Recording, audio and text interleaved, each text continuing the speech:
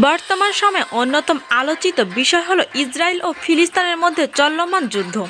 হাজার হাজার নিরীহ ফিলিস্তিন নাগরিক নিহত হচ্ছেন, ধ্বংস হচ্ছে ঘরবাড়ি, হাসপাতাল, স্কুল সহ গুরুত্বপূর্ণ অবকাঠামো। গোটা মুসলিম বিশ্ব এ যুদ্ধকে দেখছে এক গভীর মানবিক ও ধর্মীয় দৃষ্টিকোণ থেকে। এমত অবস্থায় অনেকে জানতে চাইছেন ইসরায়েল ফিলিস্তিন সংঘাত নিয়ে ইসলাম কি বলে, কোরআন ও হাদিসে এই বিষয়ে কোনো দিক নির্দেশনা রয়েছে কিনা।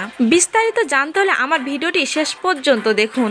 চলুন তাহলে জানা যাক ইসরায়েল ও ফিলিস্তিন সংঘাত নিয়ে ইসলাম কি বলে, কোরআন হাদিসে দিক নির্দেশনা কি রয়েছে।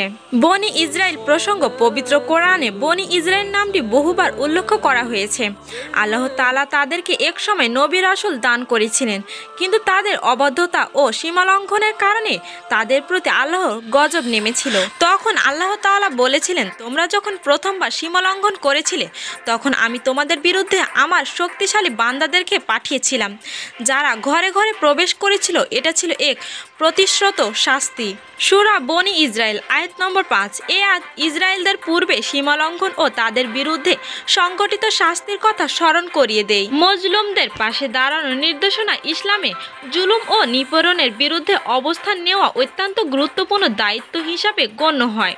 কোরআন হাদিসে বলা হয়েছে, আর তোমাদের কি হলো যে তোমরা আল্লাহর পথে যুদ্ধ করো না, অথচ নির্যাতিত পুরুষ, নারী ও শিশু বলেছে, হে আমাদের পালনকর্তা, আমাদের এই জালিম সম্প্রদায়ের হাত থেকে মুক্ত করো। একটি আয়াতে স্পষ্টভাবে বুঝিয়ে দেয়, নিপীড়িতদের পক্ষে দাঁড়ানো এবং জুলুমদের বিরুদ্ধে সংগ্রাম করা ইসলাম সম্মত।